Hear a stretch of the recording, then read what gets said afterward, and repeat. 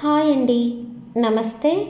ఈరోజు నేను వినిపించబోయే కథ రాపర్తి అనురాధ గారు రచించిన ఏసీపీ సింగం ప్రేమలో పడ్డాడు 18వ భాగము. ఇక కథలోకి వెళితే, తెల్లవారుతుండగా కళ్యాణ్ విజయ్ ఇల్లు చేరుకున్నారు. సరిగ్గా అప్పుడే సుగుణ గారు పూజ గది వద్దకు వస్తున్నారు. కళ్యాణ్ వాళ్ళు రావటం చూసి నవ్వుతూ వాళ్ళని పిలిచి, వచ్చారా? రాత్రంతా నిద్ర లేకుండా పార్టీలో గడిపారా? కాస్త నిద్రపోండి. ఇవాళ మాత్రం నన్ను మీరు గుడికి తీసుకువెళ్ళాలి చెప్తున్నా. కుదరదు అంటే ఒప్పుకోను అని చెప్పి వెళ్ళి కొంత సమయం రెస్ట్ తీసుకోమని చెప్పింది. వాళ్ళకి నిద్ర రావటం లేదు. ఫ్రెష్ అయ్యి వస్తామని చెప్పి వెళ్ళారు. వాళ్ళకి కాఫీ పంపించమని ఇంట్లో వర్కర్స్కి చెప్పి ఆవిడ పూజలో కూర్చుంది. తమ వద్దకు వచ్చిన కాఫీ ఇద్దరూ తాగుతూ మౌనంగా ఒకరిని ఒకరు చూసుకుంటూ ఉన్నారు. ముందుగా విజయ్ మాట్లాడాడు. అసలు నీ ఆలోచన ఏంటి? కళ్యాణ్, వాళ్ళు పూజ గది తెరిచి చూడాలి అని నీకెందుకు ఇంట్రెస్ట్?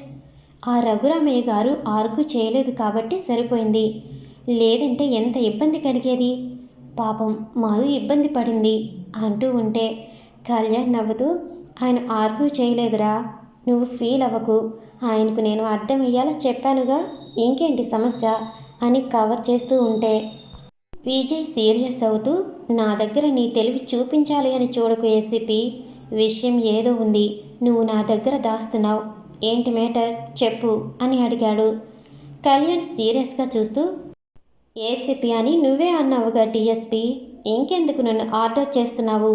నేను డిఎస్పీకి చెప్పడానికి ఏమీ లేదు, బట్ నా అన్న విజయ్కి విషయం చెప్పాలి, చెబుతాను. కాస్త ఆ ఫేస్ ఎక్స్ప్రెషన్ మార్చు. చూడలేకపోతున్నాను అని నవ్వాడు. విజయ్ గుర్రుగా చూస్తూ, అయితే చెప్పు నీ అన్నకి అని అడిగాడు.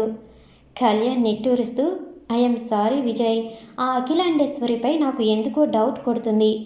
ఆవిడ బిహేవియర్ ఇంకా రాయల్టీ అంతా వింతగా ఏదో నడమంత్రపు మనుషుల ప్రవర్తనలా అనిపించింది.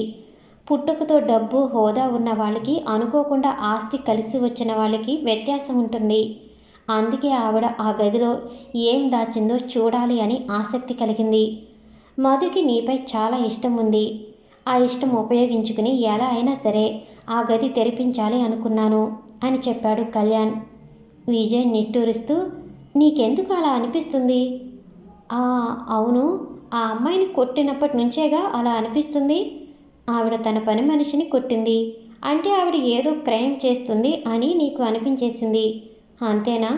అంటే పోలీస్ ఆఫీసర్ అయినంత మాత్రాన నువ్వు అందరినీ అనుమానించటం కరెక్టే అంటావా?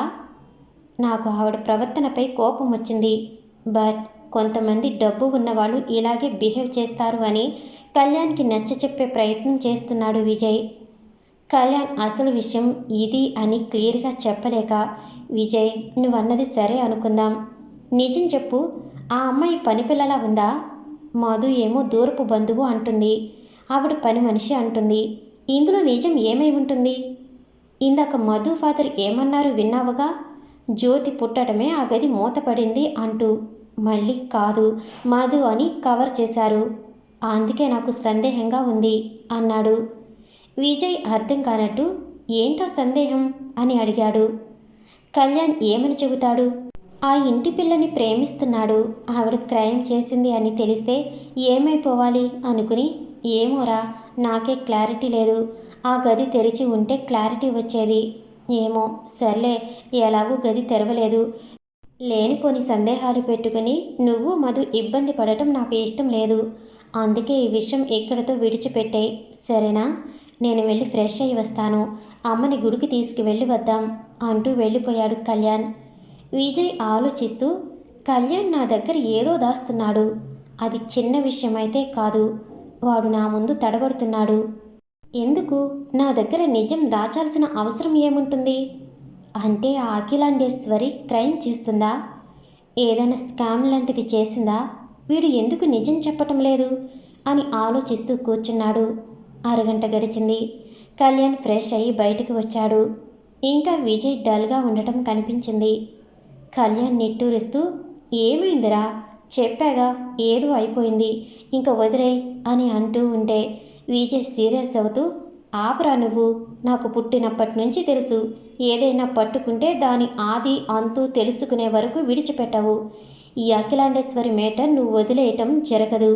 నువ్వు ఆ అఖిలాండేశ్వరి మేటర్ వదిలేస్తావు అంటే నేను నమ్మను. అంతేకాదు, నేను లవ్ చేస్తున్న అమ్మాయి మదర్ అని నేను వదిలేయమని చెప్పను. నా దృష్టిలో నేరం చేసింది ఎవరైనా ఒకటే. నేను నీకు సాయం చేస్తాను. బట్ నువ్వు నాకు అసలు విషయం చెప్పటం లేదు. ఎందుకు? అఖిలాండేశ్వరిపై డౌట్ వస్తుంది. కారణం ఏదో ఉంది. చెప్తావా లేదా అని సీరియస్గా అడిగాడు. కళ్యాణ్కి తెలుసు, విజయ్ తనకంటే తెలివైనవాడు, అంత తేలిగ్గా వదిలిపెట్టాడు అని నిట్టూరుస్తూ, విషయం అయితే ఉందిరా, బట్ నువ్వు ఎలా తీసుకుంటావో ఏమో అని చెప్పలేకపోయాను. ఇంతగా అడుగుతున్నావు కాబట్టి చెబుతున్నా. కారణం వేరే ఎవరూ కాదు, విఆర్ అని చెప్పాడు. అతడు జ్యోతి గురించి చెప్పకుండా విఆర్ గురించి చెప్పటానికి కారణం ఉంది. విజయ్ షాక్ అవుతూ, అదేంటి? వాడికి ఈ అఖిలాండేశ్వరికి సంబంధం లేదుగా, వాళ్ళ మధ్య రిలేషన్ కూడా బ్రేక్ అయిందిగా అంటూ ఉంటే కళ్యాణ్ జాగ్రత్తగా మాట్లాడుతూ చెప్పాడు. మనం ఆమె ఇంటికి లంచ్కి వెళ్ళి వచ్చాక వాడు నాకు ఫోన్ చేసి వార్నింగ్ ఇచ్చాడు. నువ్వు నన్నే నేరస్తుడు అంటున్నావు, ఆమె నాకంటే పెద్ద నేరస్తురాలు. సాక్ష్యాలు దొరకనివ్వకుండా జాగ్రత్తగా సగంలో చలామణి అవుతున్న పెద్ద మనిషి అఖిలాండేశ్వరి అని ఏవేవో వాగాడు అంటూ ఉంటే విజయ్ గట్టిగా నవ్వుతూ, ఓస్ అందుక నువ్వు అఖిలాండేశ్వరి మీద డౌట్ పడుతున్నావు. వాడికి ఆవిడికి గొడవలు ఉన్నాయి. అలాంటప్పుడు వాడు ఆమె మీద మంచిగా ఎందుకు చెబుతాడు? ఆ మాత్రం అర్థం కాలేదా అని అడిగాడు. కళ్యాణ్ చిన్నగా నవ్వి, నేను అలాగే అనుకున్నాను విజయ్, బట్ వాడు ఒక మాట అన్నాడు. చేసిన నేరాలకు సాక్ష్యాలు ఉండవు, చేయని నేరాలకు సాక్ష్యాలు ఉంటాయి. వాటితో అది ఎవరిని అయినా అరెస్ట్ చేయిస్తుంది. నన్నే కటకటాల పాలు చేసింది అంటూ ఆవేశంగా అరిచాడు. అంటే వాడు గతంలో అరెస్ట్ అయ్యాడు. ఎందుకు ఏంటి తెలుసుకుంటున్నా. అలాగే డౌట్ వచ్చిన ఆ గది తెరిపించాలని చూశాను అన్నాడు కళ్యాణ్. ఆ మాటలతో విజయ్ కాస్త కంగారు పడ్డాడు. అంటే ఆవిడ గతంలో ఏదైనా తప్పు చేసిందా, ఇంకా చేస్తూనే ఉందా అని అడిగాడు. కళ్యాణ్కి తెలుసు, విజయ్ మధు లైఫ్ విషయంలో ఆవిడ ఎంతో ఇంపార్టెంట్. అందుకే ఆవిడ మిన్నీ పట్ల ఎంత రాక్షసంగా ప్రవర్తిస్తుంది చెప్పలేకపోయాడు. కళ్యాణ్ గట్టిగా ఊపిరి తీసుకుని, విజయ్ అసలు నిజాలు అన్నీ నేను తెలుసుకుంటాను. నన్ను అర్థం చేసుకుని కాస్త ప్రశాంతంగా ఉండని. నీకు మధుకి మధ్య ఈ విషయంలో ఎలాంటి డిస్కస్ ఉండకూడదు. అంతేకాదు, మీ లవ్ ఎలాంటి సందర్భంలో కూడా చెదిరిపోకూడదు.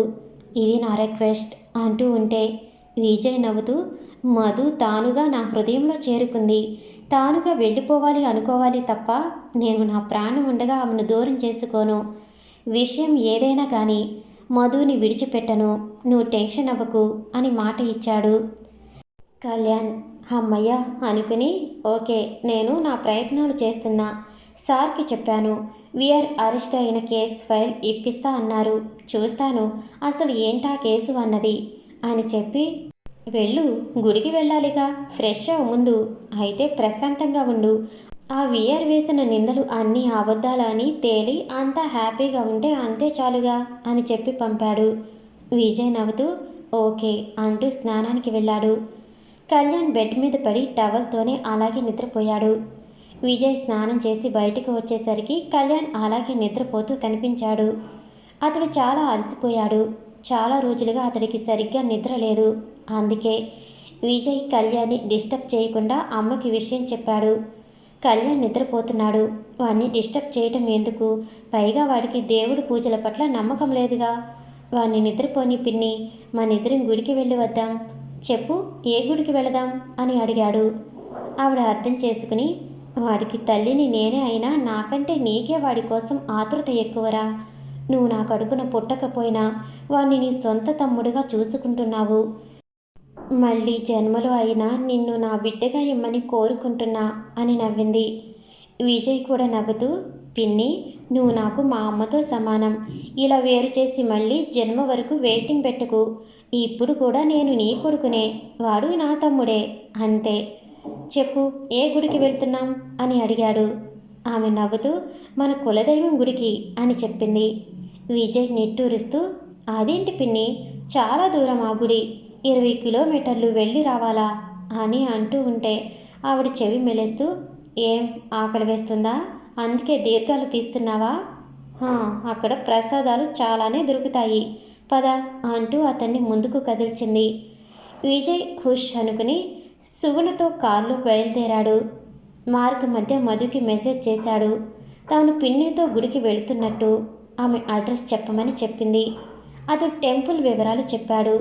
నరసింహస్వామి ఆలయం అంటూ అడ్రస్ చెప్పి ఆ గుడి మా కులదైవం అన్నాడు. మధు నవ్వుతూ, అరే, ఆ గుడి మాకు ఇంపార్టెంట్, ఇంకా మాకు కులదైవం అంట, నేను కూడా టెంపుల్కి వస్తాను అని అడిగింది. మధు అంత ఆశగా అడిగేసరికి, సరేరా, నేను వెయిట్ చేస్తాను, బట్ పిన్ని ముందు జాగ్రత్తగా నడుచుకోవాలి అని చెప్పాడు. ఆమె సరే అని గుడికి వెళ్ళాలి అని డాడ్ని అడిగింది. మధు ఫస్ట్ టైం తానుగా గుడికి వెళ్ళాలని అడగటంతో ఆయన షాక్ అయ్యారు. మధు నవ్వుతూ, ఏంటి డాడ్ డౌట్గా చూస్తున్నారు? నైట్ నేను ఆ పాత పూజ గది తెరవాలి అని చూశాను. అది ఎంత తప్పు. మమ్మీ మన అందరి కోసం గ్రహ పూజ చేసి పెడితే అది కూడా నేను పుట్టటమే ఏదో ప్రమాదం రాబోతుందని చేయించిన జాగ్రత్తలు నేనే బయటికి తీయాలి అని చూశాను. అందుకే టెంపుల్కి వెళ్ళి సారీ చెప్పాలి అనుకుంటున్నా. ప్లీజ్ డాడ్, మీరు మమ్మీతో ఆ గది తెరవాలి అని నా ఫ్రెండ్స్తో ట్రై చేసినట్టు చెప్పకు అని అడిగింది. ఆయన నవ్వుతూ, పిచ్చి పిల్ల, నీపై మమ్మీకి కంప్లైంట్ నేను ఇస్తానా చెప్పు? అయినా నువ్వు ఇంత గొప్పగా ఆలోచించి గుడికి వెళ్ళాలి అనుకుంటున్నావు, నాకు చాలా సంతోషంగా ఉంది. కానీ అంత దూరం ఒక్కతివే ఎలా వెళ్ళగలవు? అన్నయ్యలు ఉన్నారుగా, తీసుకువెళ్ళు అని చెప్పి వాళ్ళని పిలిచే ప్రయత్నం చేస్తుంటే మధు అడ్డుకుని, వద్దు డాడ్, వాళ్ళు నైట్ ఫుల్గా తీసుకుని రెస్ట్ తీసుకుంటున్నారు, నేను వెళతాను, నా ఫ్రెండ్స్ ఉన్నారుగా అని వాళ్ళని చూపించింది. ఆయన చిన్నగా నిట్టొచ్చి, మీ వదిన అక్కని పిలువు, మన కులదైవం గుడికి వెళుతున్నావుగా అని అడిగారు. వాళ్ళు రారు డాడ్, మమ్మీ లేదుగా, ఏవో ప్లాన్స్ వేసుకున్నారు అని చెప్పి అడ్డుకుని వెళ్ళిపోబోతే ఆయన ఆపి, పోనీ నీతో మన జ్యోతిని అయినా తీసుకువెళ్ళు మధు, ఆ అమ్మ ఎలాగూ లేదుగా, పాపం అది ఎప్పుడు ఎక్కడికి వెళ్ళేది లేదుగా అని అడిగారు. ఆయన అలా అడిగేసరికి ఏమీ అనలేక, సరే డాడ్, దాన్ని తీసుకుని వెళతా అని చెప్పి జ్యోతిని పిలిచింది. జ్యోతి చాలా ఆనందంగా ఉంది. నిద్ర మేలుకొని కాళ్ళకు ఉన్న పట్టీలు పదే పదే చూసుకుంటూ మురిసిపోతూ, కళ్యాణ్ చిరునవ్వు, ఆమెపై అతడు చూపే ఇష్టం గుర్తు చేసుకుంటూ సంబరపడిపోతూ ఉంది. ఆయన తనకు ఉన్నారు అనే ఆలోచన ఎంతో ధైర్యాన్ని ఇచ్చింది. ఆ పట్టీలు సుతారంగా తాకుతూ, మీరు నాతోనే ఉన్నారు అండి, నాకు దిగిలే లేదు అనుకుంటూ ఇంట్లో పని గుర్తుకు వచ్చి అటు పరుగు తీసింది. అంతలో మధు పిలుపు వినిపించి అక్కడికి వచ్చింది. రఘురామయ్య జ్యోతి తలపై చేయి వేసి, నీ జీవితం ఎటుపోతుందో అని మనసులో అనుకుంటూ, ఆ అక్క నిన్ను గుడికి తీసుకువెళుతుంది, వెళ్ళు, వెళ్ళి దైవ దర్శనం చేసుకో, నరసింహస్వామి మన కులదైవం, ఆయన దర్శనంతో నీకు అంతా మంచి జరుగుతుంది అని చెప్పి పంపారు. మధు ఎంతో మంచిగా ఆమెను కారులో ఎక్కించుకుని వెళ్ళింది. జ్యోతి కారులో కూర్చుని మౌనంగా బయటవైపు చూస్తూ, కళ్యాణ్ గారు, మీరు ఈ ఊరిలో ఎక్కడో ఉండి ఉంటారు, నేను గుడికి వెళుతున్నా, అక్కడ దేవుణ్ణి వేడుకుంటాను, మీకు అంతా మంచి జరగాలి అని అనుకుంటూ కూర్చుంది. మధు ఫ్రెండ్స్ మార్గం మధ్యలోనే దిగిపోయారు. వాళ్ళు వెళ్ళిపోయాక జ్యోతి మధుని అడిగింది, అదేంటి అక్క, వాళ్ళు మనతో గుడికి రావటం లేదా అని. మధు నవ్వుతూ, లేదే, నేను నా ఫ్రెండ్ని గుడిలో కలవటానికి వెళుతున్నా, డాడ్ ఒంటరిగా ఎందుకు అంటూ ఉంటే ఫ్రెండ్స్ వస్తున్నారు అని చెప్పాను, అయినా నేను ఒక్కతనే వెళ్ళటం లేదుగా, వెంట నువ్వు ఉన్నావుగా అని నవ్వుతూ కార్ డ్రైవ్ చేస్తుంది. జ్యోతి నవ్వుతూ, ఫ్రెండ్ అంటే ఇప్పుడు వెళ్ళిపోయారుగా, ఇంకెవరు అని అడిగింది. మధు నవ్వుతూ, ఈ ఫ్రెండ్స్ అమ్మాయిలు, నేను ఇప్పుడు కలవబోయే ఫ్రెండ్ ఆ అబ్బాయి, అంతేకాదు ఆయన నీకు తెలుసు, నిన్న రాత్రి పరిచయం చేశానుగా, పోలీస్ ఆఫీసర్ని అని చెప్పింది. అంతే. జ్యోతి ఆతృతగా, ఎవరక్క, నిన్ను కాపాడారుగా, వాళ్ళేనా అని అడిగింది. మధు నవ్వుతూ, హా, ఆయనే అని చెప్పింది. జ్యోతి కళ్యాణ్ గారు అనుకుని సంతోషపడింది. అంతలోనే ఆలోచించి, ఒక్కరినే కలవాలి అని వెళుతున్నామా అక్క అని అడిగింది. మధు నవ్వుతూ అని చెప్పింది. జ్యోతి మనసు పాల వంటిది, అందుకే ఎలాంటి కల్మషం లేకుండా పదే పదే ప్రశ్నలు వేస్తూ ఉంది. మధు చిరాగ్గా, అదేంటే ఏదో లాయర్ అడిగినట్టు అలా అడుగుతున్నావు అని అనింది. జ్యోతి ఇబ్బందిగా చూస్తూ, అంటే అక్క, నిన్న నీకు దగ్గరగా ఒక ఆయన కూర్చుని ఉన్నారు.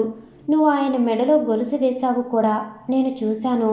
అందుకే అడుగుతున్నాను, నువ్వు ఆయన్ని కలవాలి అనుకుంటున్నావా అని అడిగింది. అంతే. మధు కంగారుగా, హే మొద్దు, నువ్వెప్పుడు చూసావే? ఆ విషయం అమ్మ దగ్గర చెప్పకు, నన్ను చంపేస్తుంది అని రిక్వెస్ట్ చేసింది. జ్యోతి భయంగా, అమ్మో, పెద్దమ్మకి నేను వెళ్ళి చెప్పటమే, ఇంకేమైనా ఉందా? అయినా నేనెందుకు చెబుతాను, నువ్వు భయపడకు అని చెప్పి నవ్వుతూ, ఆయన మంచివారులా ఉన్నారులే, నువ్వు ఆయన్ని కలుస్తూ ఉంటే బాగుంది, రోజు ఆయన్ని కలువు అక్క, నీకు ఆనందంగా ఉంటుంది అని. ఆమె కళ్యాణ్ని కలిస్తే ఎలా ఉంటుందో తెలిసే ఆమె చెప్పింది. మధు హ్యాపీ అవుతూ, థ్యాంక్ యూ జ్యోతి, నువ్వు కూడా నాకు సపోర్ట్ చేస్తున్నావు, ఐఎమ్ సో హ్యాపీ అంటూ కారు ముందుకు పోనిచ్చింది. జ్యోతి మనసులో అనుకుంటూ ఉంది, కళ్యాణ్ గారి అన్నయ్య మధు అక్కని కలవాలి అని వస్తున్నారు. ఆయనతో కళ్యాణ్ గారు వస్తారా? వస్తే బాగుంటుంది, నన్ను చూస్తారు, నేను కూడా ఆయన్ని చూడొచ్చుగా అని సంతోషంగా కూర్చుని ఉంది. కొంత సమయం గడిచింది. అఖిలాండేశ్వరి ఆగమేఘాలతో హైదరాబాద్ చేరుకుంది. ఆవిడ అంత త్వరగా రావటంతో ఒక్కసారిగా అక్కడ అంతా హడలిపోయారు. శివప్రసాద్ని ఢిల్లీలో ఉంచి ఆవిడ అంత అర్జెంటుగా ఎందుకు వచ్చిందో ఎవరికీ అర్థం కాలేదు. ఆవిడ చాలా కోపంగా ఉంది అని తెలుస్తుంది. రావటమే ఇంట్లో చాలా సామాన్లు పగలగొట్టి, నేను లేను అని ఇంట్లో అందరూ డిసిప్లిన్ లేకుండా ఉన్నారా? ఆఫీస్కి వెళ్లకుండా అందరూ బద్దకిస్తున్నారా అని అరిచింది. ఒక్క నిమిషంలో అందరూ హాల్లోకి చేరుకుని, అదేం లేదు అని వెళుతున్నాం అంటూ పరుగులు పెడుతూ ఆఫీస్ వర్క్ చేసుకునే పని మీద వెళ్లారు. గాయత్రి, సరోజ భయంగా ఆవిడ ముందు నిల్చుని ఉన్నారు. రఘురామయ్య అయితే చాలా కంగారు పడుతున్నారు. ఈ రాక్షసి అప్పుడే వచ్చేసింది, నేను జ్యోతిని మధుతో పంపించాను, ఆ విషయం దీనికి తెలిస్తే ఇంకేమైనా ఉందా అని కంగారు పడుతూ ఉంటే ఆవిడ ఆవేశపడటం చూసి కనకారావు కంట్రోల్ చేస్తూ, మేడం ప్లీజ్ మీరు ఇలా వచ్చి కూర్చోండి అని చెప్పి సూరిబాబుని పిలిచి వాటర్ అందించాడు. ఆవిడ నీళ్ల గ్లాసు విసిరి కొట్టి, మధు ఎక్కడా అని అడిగింది. అంతే. రఘురామయ్య హడలి చచ్చాడు. తడబడుతూ బయటకు వెళ్ళింది. ఇవాళ న్యూ ఇయర్ కదా, అందుకే ఫ్రెండ్స్తో వెళ్ళింది అని చెప్పి మాటల్లో పెడుతూ, నీ ఢిల్లీ ట్రిప్ ఇంత త్వరగా పూర్తి అయింది ఏంటి? 3 రోజుల తర్వాత వస్తాను అన్నావుగా అని అడిగాడు. ఆవిడ సీరియస్ అవుతూ, ఏం త్వరగా వచ్చేశాను అని దిగులు పడుతున్నారా? నేను ఇక్కడ లేకుండా ఉంటే మీకు అలాగే ఇంట్లో అందరికీ పండుగే, నాకు తెలుసు, అందుకే ఎప్పుడు నేను బయటికి వెళతానా అని చూస్తారు. చెప్తా అందరి సంగతి చెప్తా, ముందు ఆ రాస్కెల్ సంగతి తేల్చాలి అంటూ, హే తల పగిలిపోతుంది, కాఫీ అని ఆజ్ఞ వేసింది. అంతే. ఆవిడ జ్యోతి కాఫీ తప్ప ఇంట్లో ఎవరి చేత్తో చేసినా కాఫీ తాగదు. పైగా ఆమె వంట ఇట్టే పట్టేస్తుంది. ఇప్పుడు ఏం చేయాలి అని ఆలోచిస్తూ ఉంటే సూరిబాబు కాఫీ తెచ్చి ఇచ్చాడు. ఆవిడ కాఫీ తాగి, ఏంటి ఆ దిక్కుమాలినది కాఫీ కలపలేదా? ఎక్కడ చచ్చింది అది అని అడిగింది. సూరిబాబు కంగారుగా, అంటే అమ్మ తను అని ఏదో చెప్పబోతే రఘురామయ్య కలగజేసుకుని, జ్యోతి వెనుక పక్క బట్టలు ఉతుకుతుందిలే, పిలవమంటావా అని అడిగాడు. ఆవిడ చిరాక, ఎందుకు దాని మొహం చూడటం అని విసుక్కుంటూ ఉంది. ఆయన ఆవిడ అదే మాట అంటుంది అని తెలివిగా అన్నారు. ఆవిడ అలా అనేసరికి అమ్మయ్య అనుకుని, నువ్వు కాస్త కోపం తగ్గించుకుని విశ్రాంతి తీసుకో, ఆలోగా మధు వస్తుంది అని చెప్పి వెళ్ళమంటే ఆవిడ అనుమానంగా చూస్తూ ఆవిడ గదిలోకి వెళుతూ, కనకారావు మధు కోసం సీక్రెట్ సెక్యూరిటీ పెట్టాం కదా, వాళ్ళని పిలిపించు, వెంటనే అమ్మాయి ఇంటికి రాగానే వాళ్ళు నా ముందు ఉండాలి అని కళ్యాణ్ని తలిచి చాలా ఆవేశపడుతూ గదిలోకి వెళ్ళింది. మధు, జ్యోతి గుడి దగ్గర కారు దిగారు. అప్పటికే సుగుణ పూజ పూర్తి చేసి విజయ్కి ప్రసాదం పెట్టి తాను ప్రదక్షిణలు చేసి వస్తాను అని వెళ్ళింది. విజయ్ మధు వస్తాను అనటంతో ఆమె కోసం ఎదురు చూస్తూ ఉన్నాడు. అంతలో అతడికి మధు, జ్యోతి కనిపించారు. వాళ్ళకి అతడు నవ్వుతూ ఎదురు వెళ్ళాడు. జ్యోతి ఆశగా కళ్యాణ్ గారు ఉన్నారు ఏమో అని అక్కడంతా చూసింది. అక్కడ ఆయన లేరు. అంతే. ఆమె దిగులుగా అయిపోయింది. విజయ్ మాత్రం మధు దగ్గరికి వచ్చి, హాయ్, ఏంటి లేట్ చేసావు? పిన్ని ప్రదక్షిణలు చేస్తుంది, మనం ఇంకోసారి దర్శనం చేసుకుందాం అంటూ జ్యోతి వైపు చూసి, రామ్మా అని పిలిచాడు. జ్యోతి అతడి వైపు చూసి "ఉమ్" అంటూ తలాడించి కదిలింది. విజయ్ మధు వంక చూస్తూ పాపం చాలా ఇన్నోసెంట్లా ఉంది, మంచి పని చేశావు తనని కూడా గుడికి తీసుకువచ్చి అని నవ్వాడు. ఆమె నవ్వుతూ అతడి వెంట కదిలింది. ముగ్గురు దైవ దర్శనం చేసుకుంటూ ఉన్నారు. గుడిలో పూజారి వాళ్ళకి హారతి అందించాడు. జ్యోతి అక్కడ హారతి అందుకోవటం, ఇక్కడ ప్రదక్షిణాలు చేస్తున్న సుగుణ ధ్వజస్తంభం ముట్టుకోవటం ఒకేసారి జరిగాయి. ఆలయంలో భక్తులు గంటలు కొడుతున్నారు. అక్కడ అంతా ఎంతో రద్దీగా హడావిడిగా ఉంది. జ్యోతి దేవుణ్ణి దర్శించి స్వామి, నేను నిన్ను ఏమీ అడగను, ఒక్క కళ్యాణ్ గారికి మంచి జరగాలి, ఆయన ఎవరూ ఏమీ చేయకుండా ఉంటే చాలు. ఆయన పెద్ద పోలీస్ ఆఫీసర్ అంట, చాలామంది శత్రువులు ఉంటారు అంట, వాళ్ళు కళ్యాణ్ గారిని ముట్టుకోవటానికి కూడా వీల్లేదు, నువ్వే కాపాడాలి అని వేడుకుంది. విజయ్ మధు తమ లైఫ్లో ఎలాంటి ఇబ్బంది లేకుండా ఇరువురికి వివాహం జరగాలి అని వేడుకుని కళ్ళు తెరిచి జ్యోతి వైపు చూశారు. ఆమె కళ్ళు మూసుకుని దేవుణ్ణి కళ్యాణ్ కోసం అడుగుతూనే ఉంది. ఆమె వైపు నవ్వుతూ చూసి నిలుచున్నారు. జ్యోతి కళ్ళు తెరిచింది. మధు అడిగింది, ఏంటే గట్టిగా దేవుణ్ణి వరాలు అడిగినట్టున్నావు అని.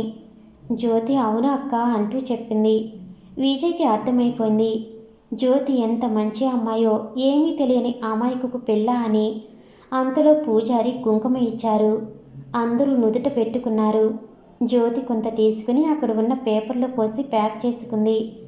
కళ్యాణ్ గారు వస్తే ఆయనకి పెట్టి రోజు బొట్టు పెట్టుకోమని చెప్పాలి అనుకుంది. మధు విజయ్ చేయి పట్టుకుని అక్కడి నుంచి పక్కకి వచ్చింది. జ్యోతి మాత్రం ఫస్ట్ టైం గుడికి రావటంతో అంతా వింతగా, ఏదో ఆనందం ఆశ్చర్యంతో అక్కడంతా పరిశీలనగా చూస్తూ ఉంది. ఒక దగ్గర రక్షాదారులు కట్టుకుని ఓ స్వామీజీ అందరినీ పిలిచి వీటిని చేతికి కట్టుకోండి, మంచిది, ప్రమాదాలు దరిచేరవని చెబుతున్నాడు. జ్యోతి ఆశగా నాకు ఒకటి ఇస్తారా అని అడిగింది. ఆయన జ్యోతి వైపు నవ్వుతూ చూసి 10 రూపాయలు ఇవ్వమ్మా అని అడిగాడు. జ్యోతికి అర్థం కాలేదు. ఇది కావాలి అంటే డబ్బులు ఇవ్వాలా అన్నట్టు చూస్తూ నిలిచింది. అంతలో కొందరు వచ్చి డబ్బులు ఇస్తూ రక్షాదారాలు కొనుక్కుని వెళ్ళారు. ఆమె ఇంకా అలాగే నిల్చుని చూడటం చూసిన స్వామి అర్థం చేసుకుని ఏమ్మా డబ్బులు లేవా అని అడిగాడు. ఆమె లేవు అన్నట్టు తలాడించింది. ఆమె మొహం చూస్తే ఎంతటి వారైనా కరిగిపోతారు. అతడు నవ్వుతూ సర్లే ఇందా తీసుకో అని ఒక దారం ఇచ్చి వెళ్ళాడు. జ్యోతి సంతోషపడింది. కళ్యాణ్ గారికి నేను ఇది కడతాను, ఆయనకు అంతా మంచే జరుగుతుంది అనుకుని భద్రంగా దాచుకుని అక్క ఎక్కడ ఉందో వెతుకుతూ వస్తుంది. సుగుణ ప్రదక్షిణాలు చేసుకుని వచ్చింది. మధుని ఆవిడికి పరిచయం చేసి పిన్ని, ఈమె మధు, అఖిలాండేశ్వరి గారి డాక్టర్ పిన్ని, అంతేకాదు నాకు ఇంకా కళ్యాణ్కి ఫ్రెండ్ అని చెప్పాడు. మధు నవ్వుతూ నమస్తే అని చెప్పింది. ఆవిడ మధుని చూసి చాలా చక్కగా ఉన్నావమ్మా, బాగున్నావా, నేను ఎవరో ఎత్తుకుపోయారు అని పిల్లలు చెప్పారు, జాగ్రత్త అమ్మా అని జాగ్రత్తలు చెప్పి విజయ్ వైపు చూసి ఈమె నీకు తగ్గ జోడీరా అంటూ మనసులో అనుకుంది. మధు అమ్మయ్య, ఆంటీ నాతో ఫ్రెండ్ అయిపోయారు, సో అప్పుడప్పుడు మీ ఇంటికి వచ్చినా నో ప్రాబ్లం అనుకుని జ్యోతి ఎక్కడా అన్నట్టు వెనక్కి తిరిగి చూస్తూ ఉంటే విజయ్ అవును ఆ అమ్మాయి ఏది అన్నట్టు చూశాడు. జనం మధ్య నడుచుకుంటూ వాళ్ళని చూసి గబగబా అడుగులు వేసుకుంటూ వస్తుంది జ్యోతి. మధు రా అన్నట్టు సైగ చేసింది. జ్యోతి వేగంగా వాళ్ళ దగ్గరికి వస్తుంది. విజయ్ మధు అటువైపు చూడటంతో సుగుడు కూడా అటు చూసింది. వాళ్ళ దగ్గరికి వస్తున్న అమ్మాయి రూపం ఆవిడికి సరిగా కనిపించలేదు. ఎవరా అన్నట్టు పర్టికులర్గా చూస్తూ నిలుచుంది ఆవిడ. వాళ్ళకి జ్యోతి చేరువ కావటంతో ఆమె రూపం స్పష్టం అయ్యింది. అంతే, ఒక్కసారిగా సుగుణ షాక్ అయింది. ఏదో తెలియని కంగారు, భయం కలుగుతున్నాయి. గతకాల జ్ఞాపకాలు ఎదురై ఆవిడ్ని హడలు కొట్టాయి. అంతే, ఆవిడ అలాగే ఆమె వైపు చూస్తూ గుండె పట్టుకుని అక్కడికక్కడే కుప్పకూలిపోయింది. ఆవిడ కింద పడటం చూసి అక్కడికి రావటం రెండూ ఒకేసారి జరిగాయి. ఉన్నట్టుండి అలా ఆవిడ పడిపోవటంతో అంతా కంగారు పడ్డారు. ఒక్కసారిగా జరిగిన సంఘటన అక్కడ ఉన్న వాళ్ళని కంగారు పెట్టింది. అయ్యో అంటూ ఆమెను పట్టుకున్నారు విజయ్. అప్పటికే ఆవిడ స్పృహ కోల్పోయింది.